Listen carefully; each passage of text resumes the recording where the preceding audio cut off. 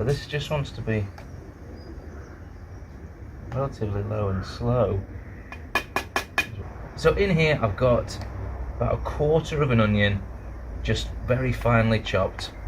I've saved another 1/4 of an onion chopped to go into the tomato sauce. So I'm going to fry this off, get this nice and softened, and then it's going to go in with the minced beef, some herbs to make my meatballs. We'll let this cool off. I'm just going to put in a little pinch of garlic. I mean, that's about exactly the right amount that I wanted to put in that. A little bit of garlic powder. It's potent stuff, this. Thank goodness I didn't chuck in any more than that. Peppers. They'll be like, oh, he just chucks the food around to make like it funny. No, I'm not that clever, guys. He really is that good. Right, I'm going to stick with that. So this onions coming off the heat, and we're just going to let it cool down for a bit whilst we get on with making some tomato sauce.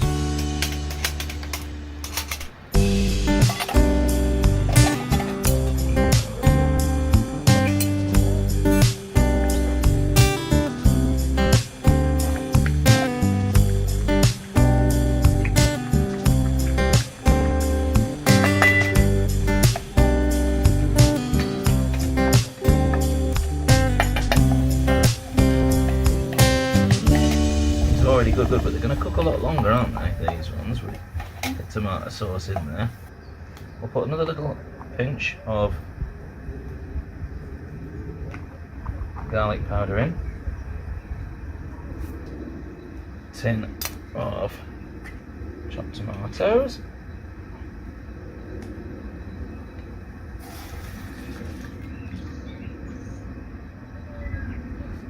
so I've only got a like a 200-gram tin. This is just for one person, this meal, so 200 grams of chopped tomatoes, a pinch of sugar and caster sugar, just to sweeten it a little.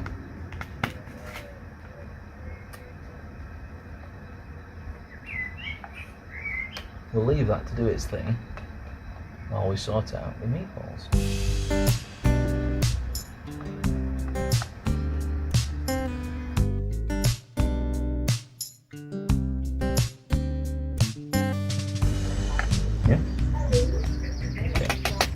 So for the meatballs, we've got our onions that we fried off earlier that have cooled down nicely. I've got 200 grams of some really good quality minced beef. Whack that in. And then in here I've got some mixed herbs. I put in some parsley, oregano, basil and sage. But I'm going to put about a teaspoon in here. Something like that, maybe half a teaspoon. Small amount of herbs. I have actually got some salt and pepper that I brought out, so let's put some salt and pepper in. The best tool for this job is to get in here with my hands. The extra seasoning in here, paprika. You could put in maybe a tablespoon of barbecue sauce or something like that, just to make it a little bit more interesting, or even just some spicy herb seasoning. The recipe itself initially would have been a recipe for 4 people, but this is just for me. So actually you probably should put in an egg to bind it. I haven't got 1/4 of an egg, so I'm just going to go as it is and hope for the best. Right then, what do you reckon for this tomato sauce? I think that's looking pretty good. Still thin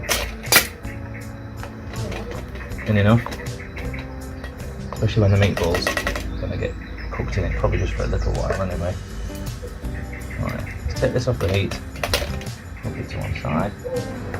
So we'll go in with a bit more oil, fry the, probably about a tablespoon of oil. Yeah, it should make about 6 meatballs, so let's half it.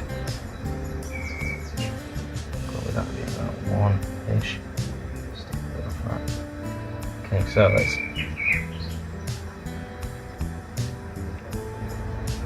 so these are going to fry off for about 10 minutes.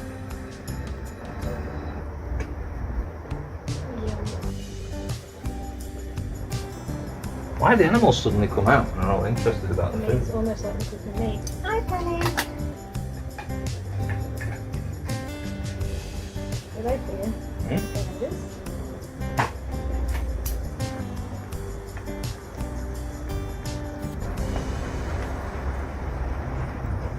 Yes, I know.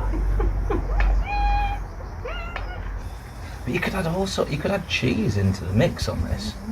Like some mozzarella cheese in the thing, or even like feta or something, and make it maybe with minced lamb and some feta cheese. I have to say these are looking quite good now, aren't they? Really taking on a little bit more colour.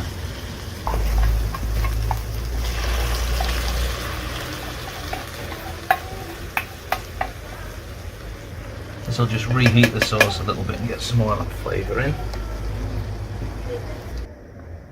This, I can already tell, is going to be so delicious. We'll just re-warm it through, transfer it to the sandwich. Jobs are good. And it's definitely a long summer evening cooking, isn't it? No rush outside the tent. Here. Yeah. And you can make this for a few people. You could. So initially I was like, I was going to maybe do this with spaghetti, like it's probably traditional. I was maybe just going to do it with just normal pasta. Then I thought about maybe doing it with some gnocchi. But in the end I wanted something where I wasn't having to cook another extra bit on the side. So it made sense to just use some bread. I put myself a nice foot-long bread roll. What I think I'm going to do is sprinkle a little bit of mozzarella just inside the fold so that it takes on that heat as I pour it in.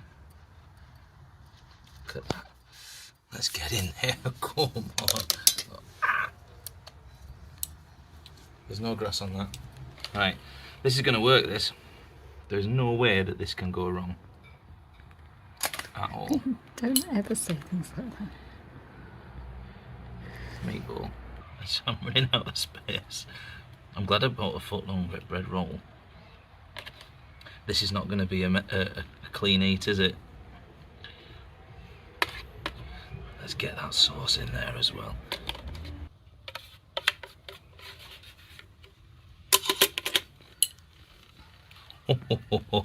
What a mess. So there we have it. A meatball, tomato sauce, and mozzarella sub cooked on my Trangia 27. This is a recipe for one person, but come on, let's be honest. This is easily, you could cut it in half and it would serve two. I don't even, Mrs. Bushcraft Dave said at one point during the video, this is quite a nice one to just be relaxed, no rush. The tomato sauce took probably about 15-20 minutes to cook down. If you had a bigger portion, it might be about 25-30 minutes. The meatballs cooked in 10. Obviously you might need a bigger pan, 25 if you're doing it for 4 people, but this is super delicious. I'm gonna have some more, excuse me. So if you wanted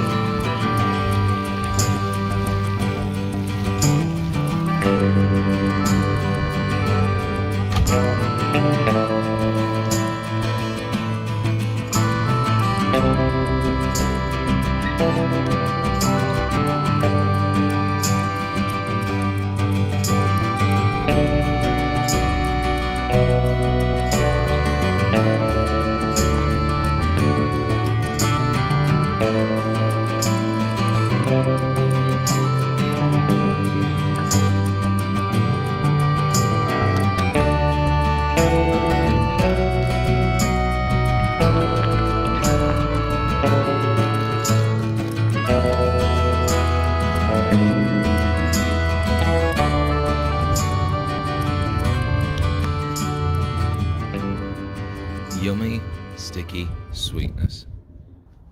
Right then, time to sample the goods. See what we got. What I will say is, the underside of it, or the first side that I put down, looks burnt. But because of all the sugar in there, my instinct is that that's goodness, okay? I did get a little bit distracted, sort of tidying away my other stuff. And also, because I'm at home, what I've done for a bit of a comparison is I've put the rest of these, because obviously I could cook a second batch, not a problem, but I put the rest of the ingredients into the air fryer at home because I just want to see if there's any difference, what the comparison is. So, here we go. In fact, let me get the recipe. Okay, so the recipe is from the Trangia Moments cookbook, and it's called Cinnamon Pan Scrolls with pecans and maple syrup. Now, I'm not cooking mine over the fire, but it doesn't look too far off that picture. I'm pretty impressed so far. Now to see if it tastes any good. I've got a knife and a fork. I'm just going in with my hands.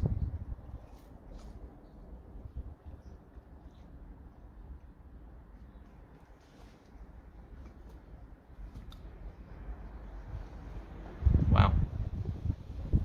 I actually think, because the recipe had 50 grams of sugar in,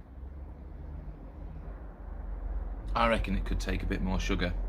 I think if I was to do it again, I'd maybe up it to about 75 grams of sugar. Maybe even 100, just to make it a bit sweeter. All of the butter and the sugar has pretty much run out of the scrolls, just leaving the dough behind, but a lovely sticky.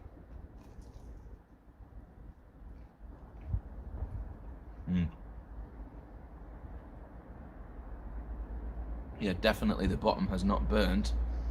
It's just the way the sugar has almost turned to caramel. They are delicious. They almost remind me.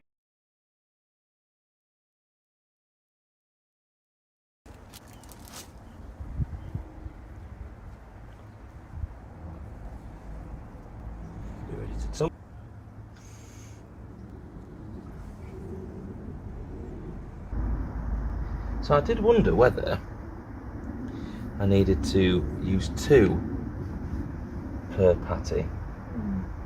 I think we'll start to see as I shape it. A bit of grass in it as well.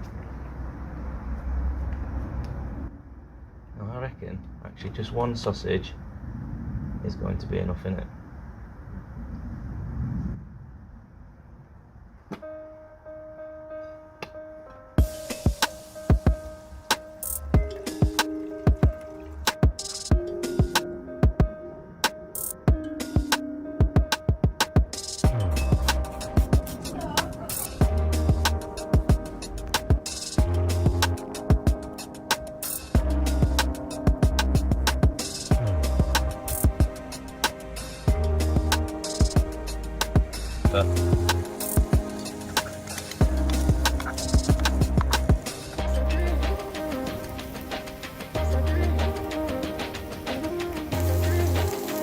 Where the shop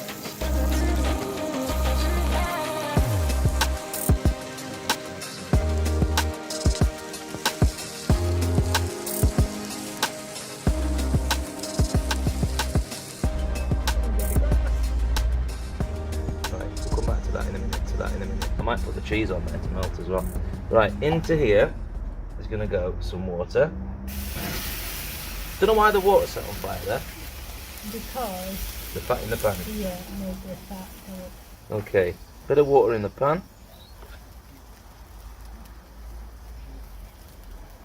I'm going to spray the pastry cutter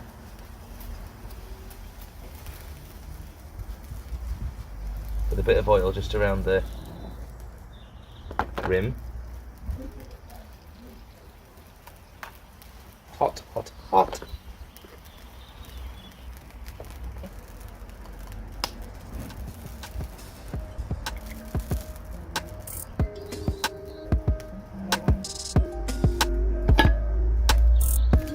Cheesy slices.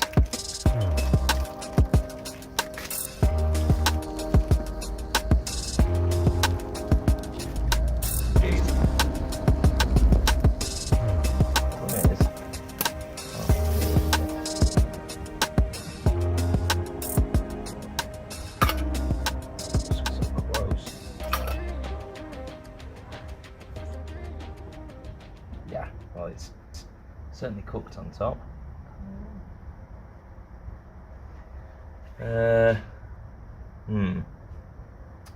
What haven't I done is get them to get the egg out of the pan.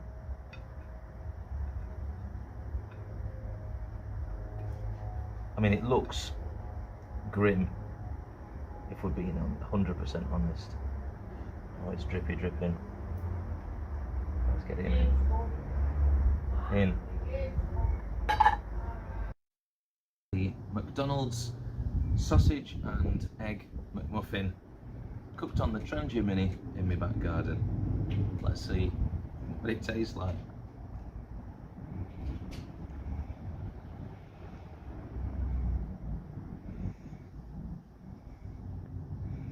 You won't be surprised to hear that it tastes exactly like a McDonald's breakfast.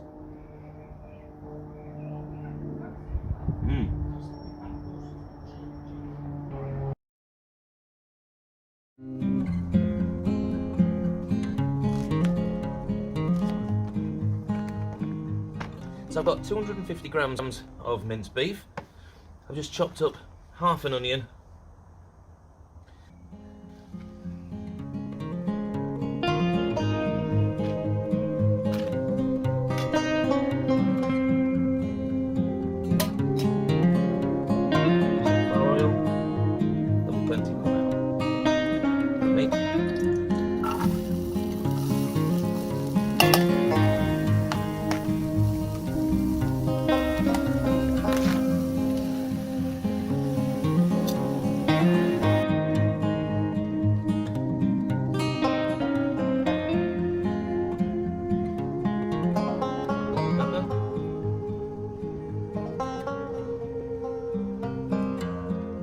The minced beef, nicely browned off. I'm not too worried about the onions going in early and therefore not necessarily cooking down as much as some other recipes might have you do it, because I want them to add that little bit of onion crunch in there. So into there I'm now just going to put a tablespoon of plain flour, which is going to hopefully, you don't need to even all of it, which is just going to help thicken this sauce up when it does all cook down. So we're just going to let that cook for a bit. 50 grams of minced beef. This is still quite a lot for the Trangia 27. Hopefully it's going to be a nice substantial meal at the end of the day.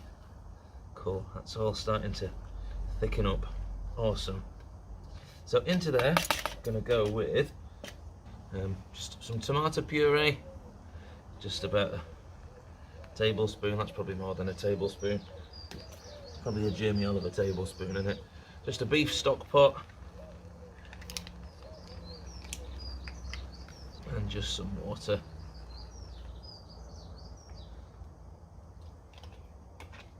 And I can keep adding more water as I need to.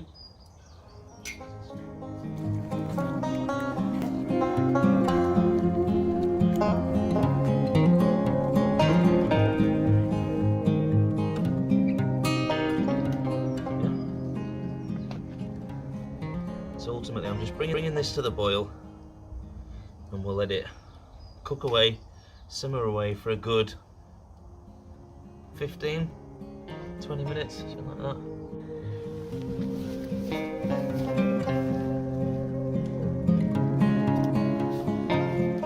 Next up I've got just a tin of mixed vegetables. I'm probably not going to use all of this. So what's this got in it? Oh, that was about half a tin.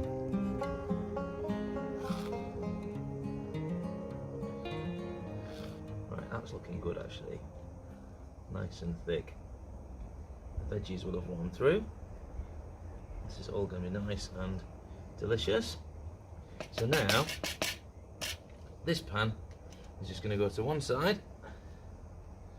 We'll pop the lid on of the fry pan just to keep it warm.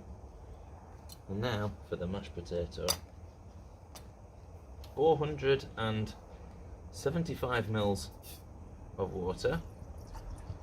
This is going to be way more mashed potato than I need, but I love mashed potato. I can have it fried up for breakfast or something. And once this is heated up, I've got a packet of, what's it called, Idahoan Perfect Mash Buttery version. So this only takes a minute to just quickly make up. In theory, bring this to the boil, stir this in, and then I can whack them spuds on top of the pie. It'll be perfect. Cool. You can fill. Doesn't it look appetizing? I'll stir it.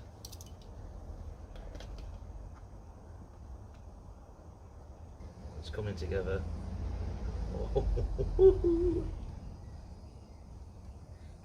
Right, I reckon that's a little stir just to.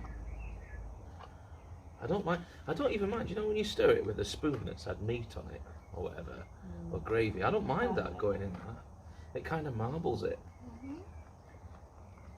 Right, let's get this lumpy mash on the top.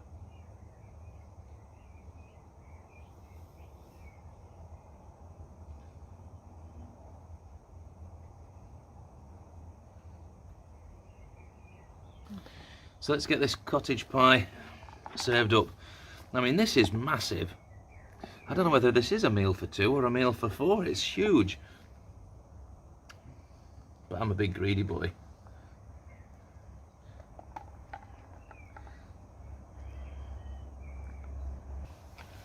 Come on, let's go and have a taste.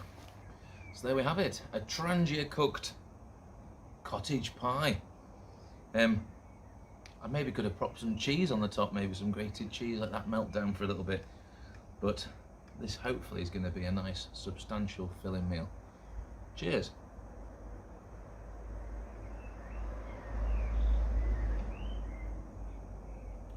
Well, there's a nice big lumpy bit of mashed potato in there. I thought I'd mixed it up so well. Anyhow, nobody can see, can they? I have to say that is a really, really delicious, fairly simple dish. The only thing I'd think about doing different next time, I think, is maybe a little bit less minced beef. So something like maybe 150, 200 grams rather than 250. I only needed half a tin of those vegetables, so I wouldn't need the full thing. And maybe use, instead of one of those stock pots, I'll use half a stock pot, or maybe just one small stock cube. But it doesn't taste overly stocky. It is supremely delicious. I'm gonna have one more.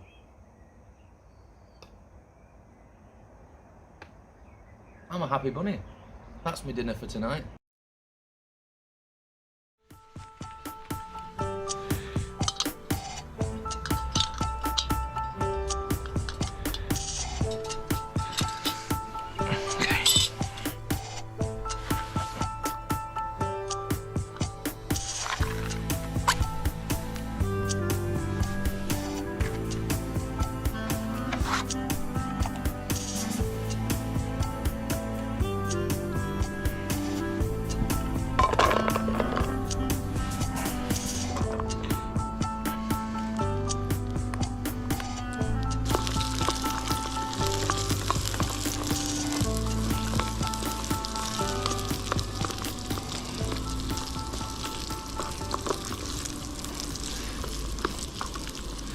So these chips that are in here are, what do they call them? McCain's quick cook French fries. These should only take, hopefully, 5 minutes. So whilst those chips are cooking, for today's recipe I've got this piece of pork loin steak. I've trimmed the fat off it and I've just got it inside a large plastic bag. Now my intention is that I'm going to get, and this is the sort of thing that you could potentially do if you were out and about, get myself a stone that I can then bash this flat with. So that's, I mean, I'm in my garden. Hang on. Let's use this one. So I've got myself a rock, and I think if you're out and about and you could find something else like another bit of rock or whatever. So my idea is that I'm going to try and flatten this pork loin steak.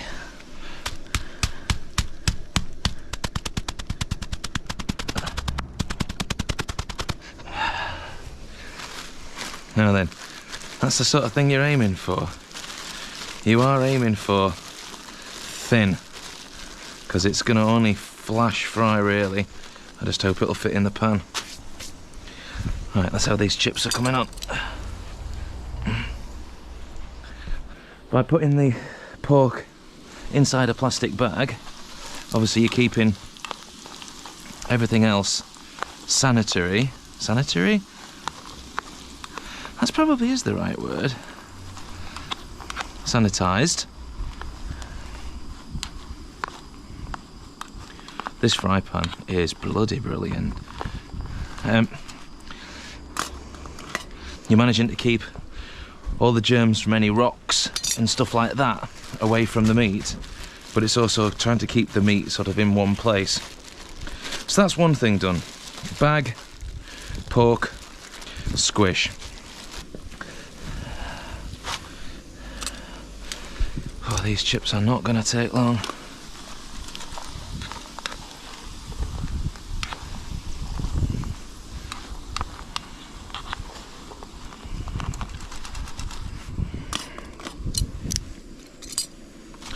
Okay, now to make the Wiener Schnitzel, what I need to do is I need to put this pork through some flour to sort of initially coat it and take off any of the excess wet. I'm then going to egg wash it, dip it in some egg, and then finally breadcrumb the whole thing before I whack it in the fry pan for probably about a few minutes on each side. These chips are cooking really well. Okay, first off, I've not got a very suspicious looking bag at all, have I? Bag of flour, just some plain flour. The idea will hopefully be that I don't really touch the pork at all. So, the pork from here, I'm going to transfer into my bag of flour. There we go. Zip that up, and then the idea will be I can just shake that up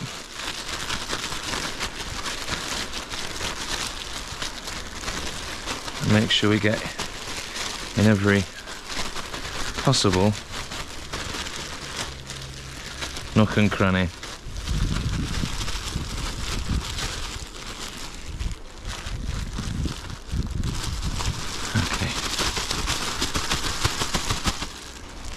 In my next bag, I've got an egg. Simply going to break the egg.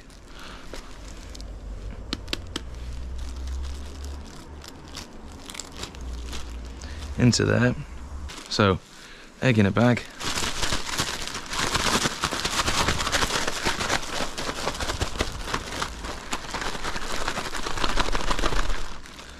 Cool. Eggy mixture, which now the pork needs to go into. So open up my egg bag, tap off any of the excess flour. It's pretty well coated, and into the egg. Again, seal it up and give it a good old shake up.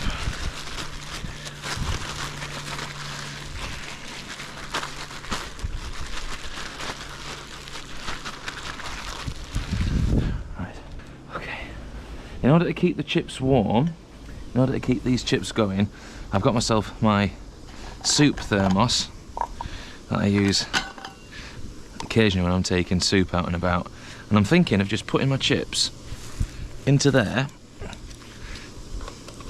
to hopefully just try and retain some of the heat, if they'll fit. Some chips have been lost to the chip garden god. Okay, so in my eggy pork mix, I'm now going to put it into another bag. It's absolutely full of breadcrumbs.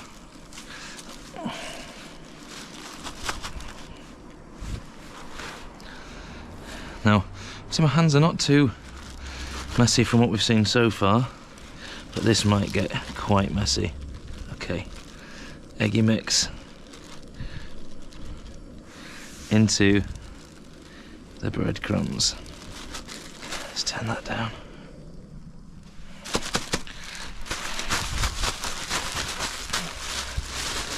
Okay, here we go. So I'm pretty happy with that. Let's get it turned back up. Let's get it hot. Last thing then, to try and take this breaded Wiener Schnitzel .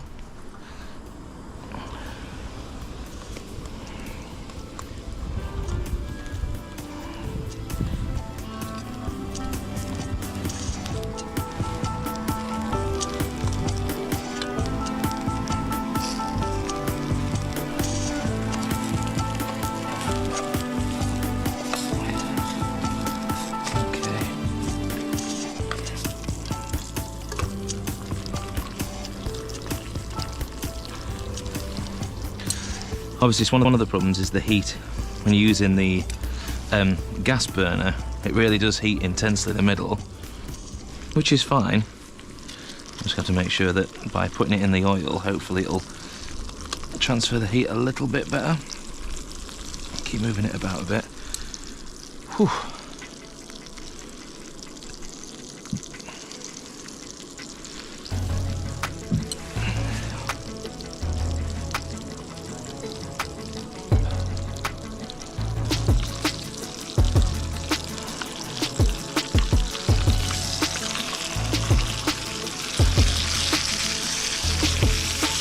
By hammering the pork really thin, it means that you get it can cook a lot quicker.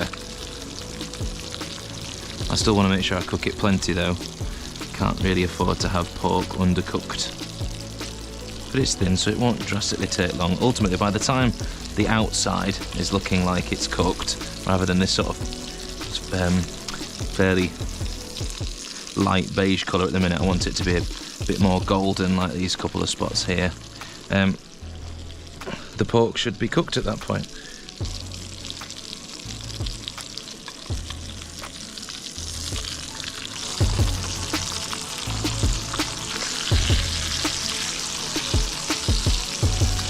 Right, whilst that's doing its final thing, let's get ready to plate up. So to serve this dish, trying to sort of keep it similar to what I had when I was in Austria, what I've got is I've brought mixed up. So this traditionally comes served with a kind of cranberry sauce. It's possibly maybe like a lingonberry jam or something like that, something slightly more, maybe it's almost Scandinavian almost, but what I've done to try and sort of replicate it a little bit is I've put into here probably about 1.5 tablespoons of cranberry sauce and 1.5 tablespoons of red currant jelly. I've mixed it together. It's not quite the same flavour that I was having in Austria, but it's a pretty good substitute for now. Also, to make it a little bit more in fitting, I've got myself some sauerkraut, which I'll just serve on the side.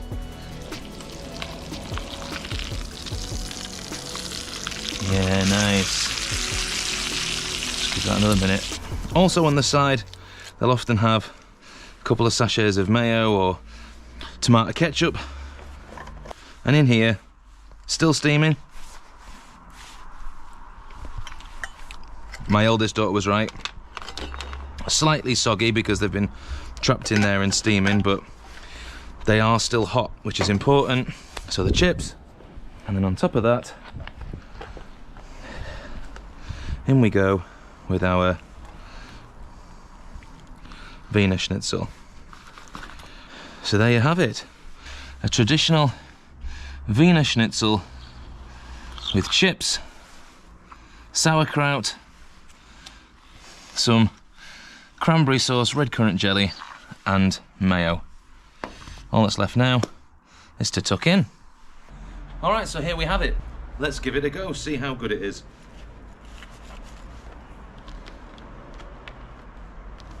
Let's have a bit of a mix of everything. A little bit of me cranberry red currant jelly chucked on there.